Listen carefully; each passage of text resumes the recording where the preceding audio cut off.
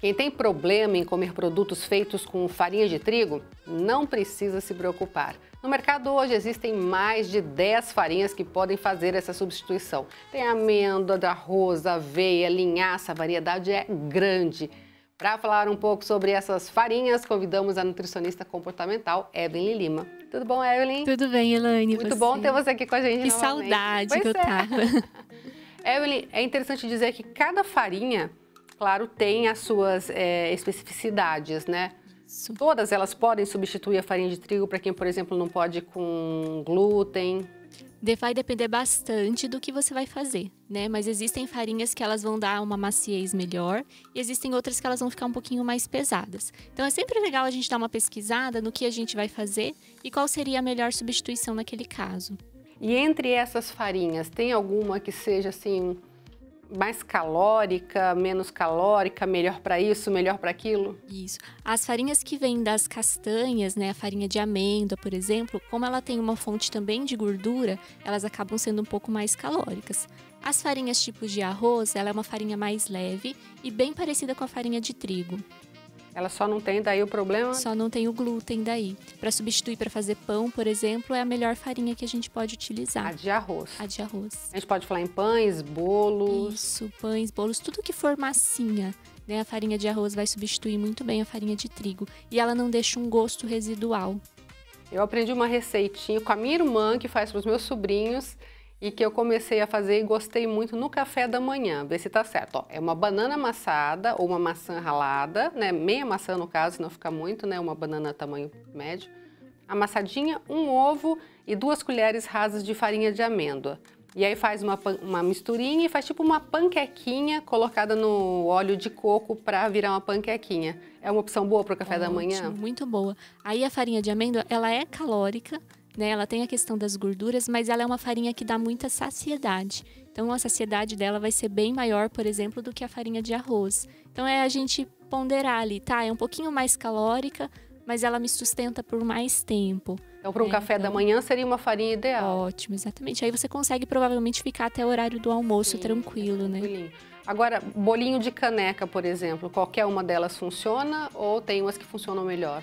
A de arroz sempre vai ser a mais fácil ali da gente adequar tudo. Mas pode estar utilizando a farinha de aveia também, a farinha de amêndoa, como você falou, farinha de coco. E aí você vai analisando. Algumas deixam algum gosto.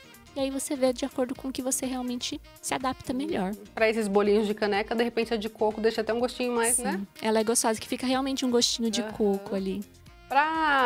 Quando eu uso, por exemplo, uma farinha de coco para fazer um bolinho como esse, é interessante, caso queira adoçar, usar o açúcar de coco também para ficar meio parecido ou nada a ver? Pode ser também, né? Não tem problema. O açúcar de coco, ele adoça um pouquinho menos do que o açúcar que a gente está acostumado, mas é um açúcar muito rico em nutrientes também. Mas vale lembrar que açúcar de coco não é menos calórico que açúcar normal, né? Porque às vezes a gente acha, é de coco, né? É, a gente acha que é mais saudável, menos calórico, mas não é. Ele é, eu acho que até um pouco mais calórico do que o açúcar normal. Então tem que tomar cuidado, porque em exagero também, né? Exatamente. E até porque ele não adoça tanto quanto o açúcar. Então as pessoas vão querer usar mais. O legal é a gente adaptar o paladar mesmo, né? Agora, essas farinhas de chia, de linhaça, que elas já não tem aquele gostinho por exemplo, da castanha, né? Ou da aveia, que é um gostinho que a gente conhece mais. Normalmente elas são indicadas para que tipos de pratos? Essas farinhas, elas não vão dar aquela maciez que a gente está, às vezes, buscando para substituir a farinha de trigo. Elas seriam interessantes para a gente acrescentar numa fruta, num iogurte, para estar melhorando o intestino, algo nesse sentido. Ou se for numa receita que vá outra farinha junto. Né? A gente substitui a farinha de trigo pela farinha de linhaça, vai ficar aquela massa bem pesada, sabe? Não vai crescer, não vai dar aquela maciez que a gente está buscando. Então tem que escolher bem certinha. Isso. Misturada ela pode, mas dependendo das receitas dá para misturar, mas sozinha ela vai ficar essa massa pesada.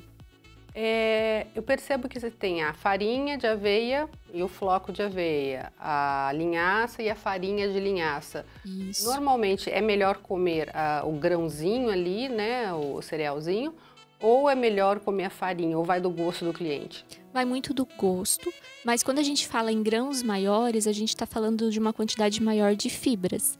né? Então, o grãozinho da aveia maior, né? Não a farinha, o Floquinho. flocos, isso, fugiu a palavra. O flocos, ele tem mais fibras do que a farinha, né? Como a farinha ela foi mais triturada, então ela vai ter menos fibra. Então, é mais reutilizada mesmo para receita. Se for para acrescentar, por exemplo, na fruta ou no iogurte, como a gente estava falando, dê preferência para essa farinha maior, né? Para esse flocos, por exemplo. E isso vale também para chia? Para chia, para linhaça também. A chia, a linhaça, a chia nem tanto, mas a linhaça ela tem uma casquinha que o nosso corpo não quebra, né? Então ela vai entrar e ela vai sair praticamente inteira. Então é legal a linhaça a gente passar por algum processo de trituração.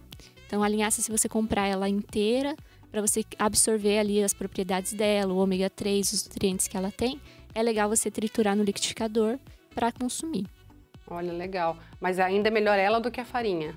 Isso, é melhor ela do que a farinha. Em relação às fibras. As fibras só, Isso. né? Em relação às propriedades, são É parecido. parecidas. Isso. Tá. Bom, então, só para a gente recordar, então, se for fazer um bolo, tal, a de arroz é a mais... A de arroz não tem erro. Todo mundo acerta bastante com a de arroz, que ela é mais fácil pra gente adequar tudo. E na dúvida também busca uma receitinha na internet, Sim, né? Exatamente. Tem bastante opção, tem várias dicas, né? E aí você vai testando, analisando e vendo o que fica melhor de acordo com o seu gosto. E vale lembrar que esses são produtos que são importantes para colocar na dieta da gente, né? Não precisa ser todos, mas assim, aquele que a pessoa mais gosta, tal, para não deixar sem, né, no dia a dia. Exatamente, que são fontes de fibras, né? E a gente precisa estar incluindo essas fibras no nosso dia a dia.